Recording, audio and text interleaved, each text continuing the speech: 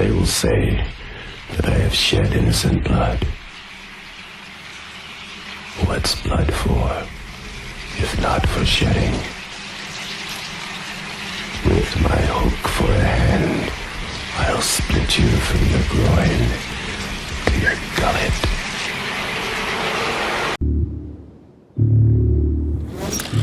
Listen carefully. You are now 5,000 miles from land, and you're descending 7 miles to the bottom of the ocean. See you all in a month. Here we go.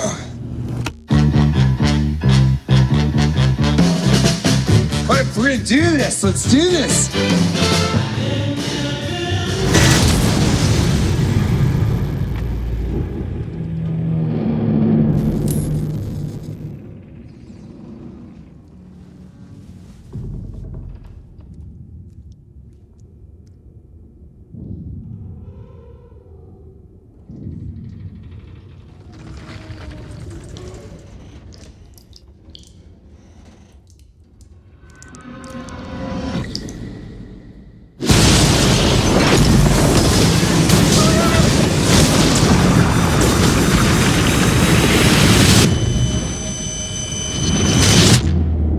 On a scale from 1 to 10, how bad's my rig? 10. We drilled to the bottom of the ocean, and we don't know what came out.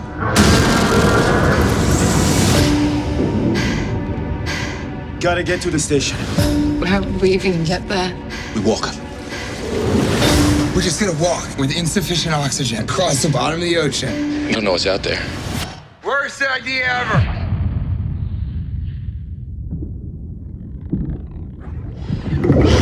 What was that? Turn your lights off.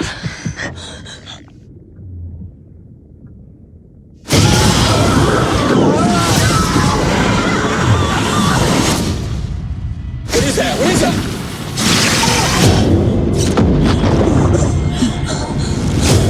What is happening? There's something following us.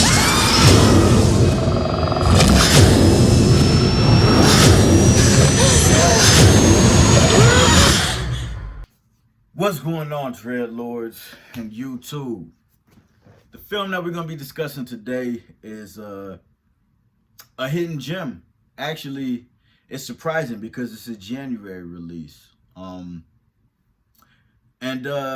Usually films that are released in January, especially when it comes to horror films, is pretty much a place where horror films come to die. You know what I'm saying? January is pretty much the graveyard of movie releases. Anything released in January is not really a good film, which is why they're released in January at the beginning of the year when nobody really cares. You know what I'm saying?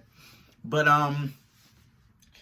and yeah, this might be a little personal beef I have with Disney, but since they bought up the rights to certain places, they've pretty much been just like, there's certain films and products and things that were created prior to Disney purchasing these companies, and they just kind of got shuffled under the wayside. And, you know, Disney's like, you know, well, we have these IPs, so let's just go ahead and push them out in January. Disney doesn't fucking care. Disney is the fucking mafia don, you know what I'm saying? Disney is basically Al Capone, and they're buying up everything they can and just pretty much monopolizing off of it. But the film that we're discussing today is a surprise gem, and that film is, and if you can't tell, I'm a little faded, you know what I'm saying? It is what it is. But the film that we're talking about today is Underwater, starring Kristen Stewart. Yes, the female lead of the Twilight series. And let me just get this out the way. For people who have an issue with Robert Pattinson and Kristen Stewart because of the Twilight movies, you need to get the fuck over it. Those were like their first major releases in Hollywood. They've come a long fucking way from their Twilight days. But we are discussing Underwater.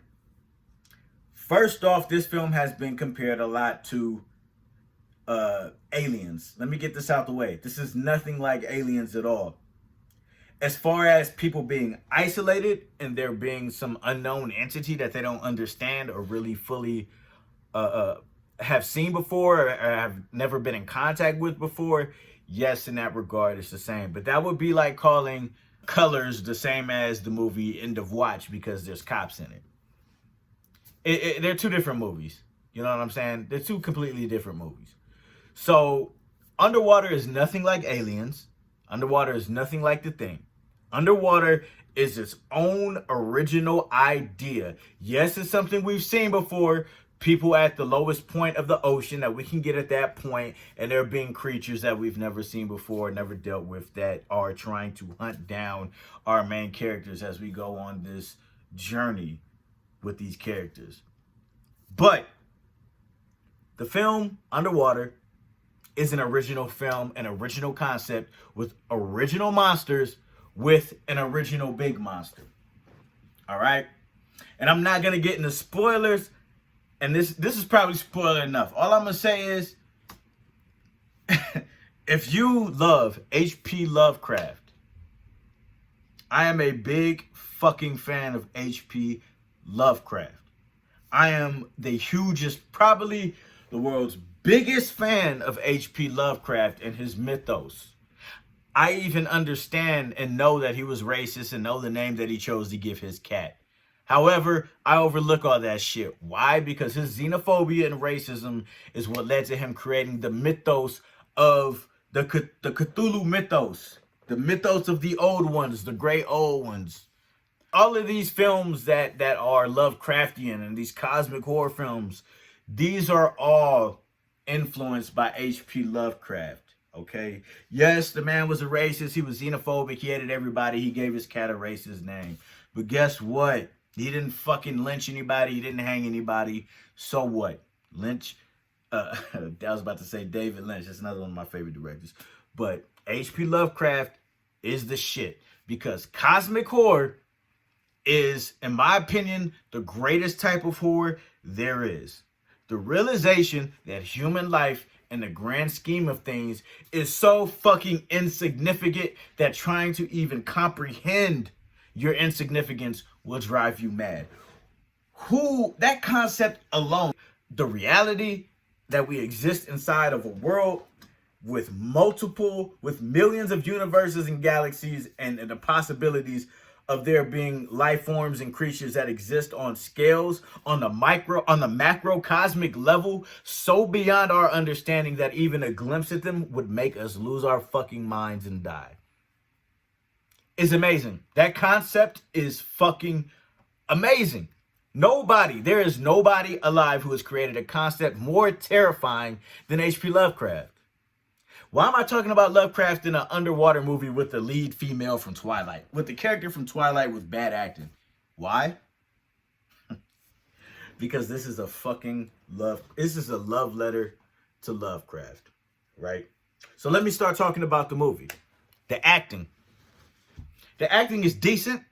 It's not something that'll blow your mind away. This isn't a fucking a movie that's trying to win an Oscar. This isn't a tearjerker film, a film that's trying to be like some super grand fucking acting amazing. This isn't a movie that's trying to win an Oscar. It's a movie that understands what it is, and it's a genre flick, and it's a movie that is really good for the genre that it exists in. You understand what I'm saying? It's not pretentious. It understands that it's this type of film, and it delivers on what you expect from these type of films, while also at the same time subverting your fucking expectations to the level of when they actually subvert it, you're like, holy shit, I didn't know I was fucking watching this type of movie until just now.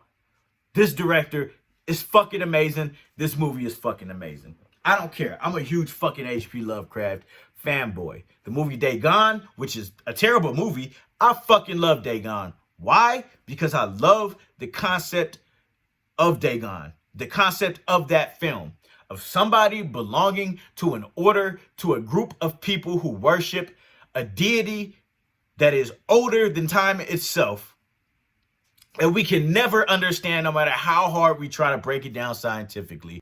The cinematography, the setting of this movie is perfect. It's so fucking perfect. In the Mariana Trench, inside of a fucking underwater facility with different stations in different areas at the bottom of the Mariana Trench. Beautiful. Why? For one, the ocean is the most fucking terrifying thing to me. Not space, because space it's limitless. So you can continue to keep going. You can fucking keep going, keep going, keep going. When it comes to the sea, there is a limit. The only difference is you don't know what the fuck is in there. Just like with space, you don't know what the fuck's in space. But at least if you get stuck in this galaxy, you'll die before you even get to the next one. You understand what I'm saying? From natural causes of nothing kills you. From just floating away, you'll just die. The sea, we don't know what the fuck's at the bottom of the sea.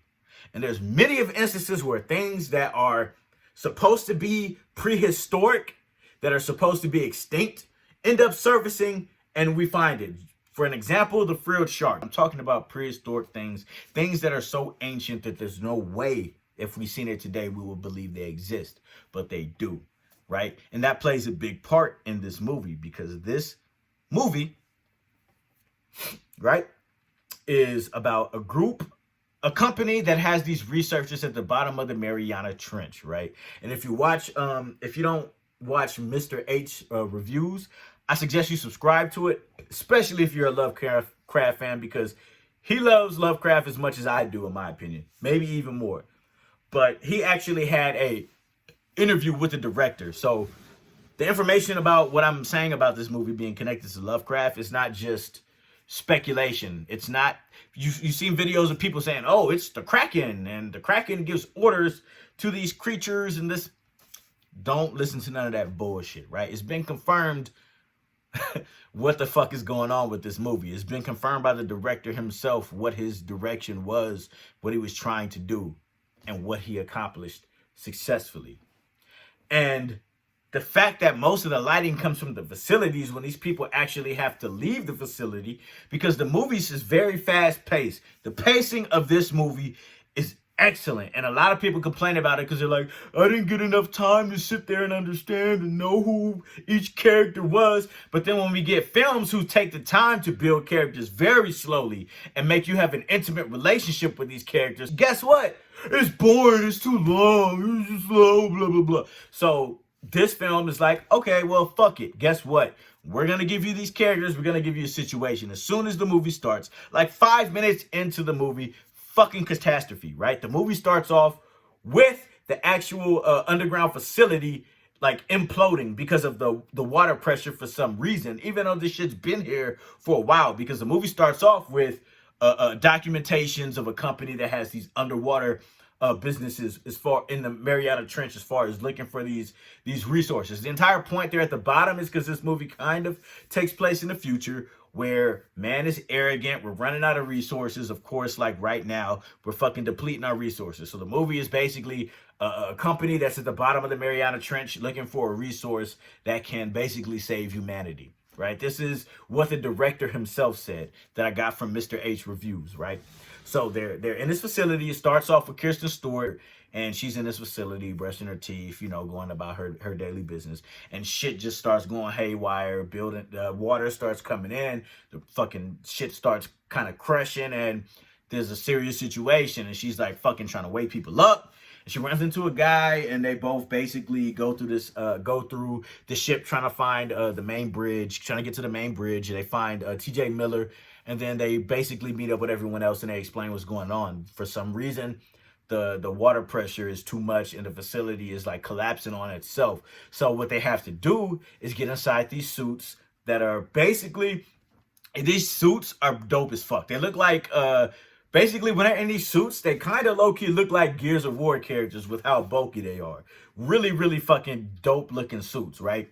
So the entire point of this movie is because of this station is imploding on itself, they're trying to get to another facility so that they can send themselves up in pods to get out. The only issue is they have to fucking get outside the facility at the bottom of the Mariana Trench and fucking walk to this other facility. And at the same time, they are being fucking hunted and stalked by these creatures that are super fucking fast. That they're ridiculously fast. They are way out of their element. They're completely fucking unmatched by these creatures, right? They're trying to do is get to this facility so that they can go up and get the fuck out of this situation. Now, the intensity of this film never dies. The entire film is tense. It does get slow near the third act for a little bit, but that's what film doesn't get slow at some point. And it doesn't keep, it's not boring at all. It doesn't waste time giving you backstories. It doesn't waste time giving you all this different information about who this person is. It's a really well-paced film, and there is a fucking surprise at the end of the movie, and it fucking blew me out of this fucking world. It blew me out of this fucking world because I wasn't expecting it.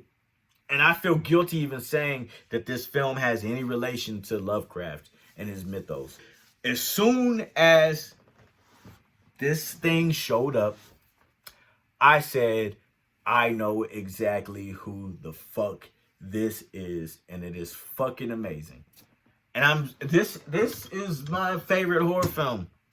I love Hereditary, I love Midsommar, I love The Witch, and all of those films are better than this film. But because I love H.P. Lovecraft so much, this film I have watched more than anything else horror related that has come out. I've watched this film like 8 times. I've watched it at the theaters 8 times. Because of how much I love this fucking movie. The creature designs are perfect. They don't show you the creatures too much. They don't show them too little. They do show the main creature, not enough for me, for my taste. Because just whenever he was on screen, I relished that shit because it was so amazing and beautiful. You understand what I'm saying? Yeah, it's fast paced. The acting is great. The acting is decent. It's not bad. It's not like super amazing. But for what it is, the type of film that it is a genre flick, is a monster movie underwater. This is probably, I would say, my favorite monster movie underwater. Aliens, of course, is a well-written script. It's way better. But they also have a franchise. This movie is just one movie, a standalone film. It's not setting up for... I mean, there's potential that there could be a second film added. This can become a franchise, but I highly doubt it. And I wouldn't want it to become a franchise. You know what I'm saying? I really wouldn't want it to become a franchise because it would just ruin how effective this movie was. Now, the way that the movie ends, it is kind of ambiguous only because the studio wasn't really on the same page as the director. But if you understand H.P. Lovecraft and his deities, then you know, like, the ending of the film. You know what the true ending of the film is. You know what happens. You know what goes on. And it's not good for anyone. But the creatures were very, very fucking amazing. So there is a sequence where they get to the facility that they're supposed to be at. And there is a fucking nest of these things. And they're going through it. It is so fucking intense, and so much fucking tension is in this scene. These monsters in this film are worse than the monsters in Aliens. Trust me. Way fucking worse. The main monster in Aliens has nothing on the fucking main monster of this movie. The design is amazing. The way they look is amazing. The things that they do is amazing. There's a scene during that sequence where it's trying to do something and it can't do it. So instead of continuing trying, he does something different, or the monster does something. One of the monsters does something completely fucking unexpected, and I'm like, wow, it's really doing this. Is it really doing this right now? It causes a lot of tension. There's jump scares, but they're effective jump scares. I love this fucking movie. I give it an 8 out of 10. And as a genre film, an underwater monster movie, I give it a 10 out of 10. But for me, with all of my bias, an 8 out of 10. I love this fucking movie. I don't think I've ever seen any movie in theaters as much as I've seen this shit. But then again, there's never really been a modern Lovecraft story that came to theaters that was that contained one of the great old ones. So this is the Dread Emperor. Thank you for coming to my channel. No pressure if you want to join my Patreon and subscribe and actually become a paid dues member and get extra benefits, like you'll get access to my videos first. You'll have voting power in the type of films that I review. You'll be able to recommend movies for me to review. You'll also be able to get gifted a horror movie pop, right?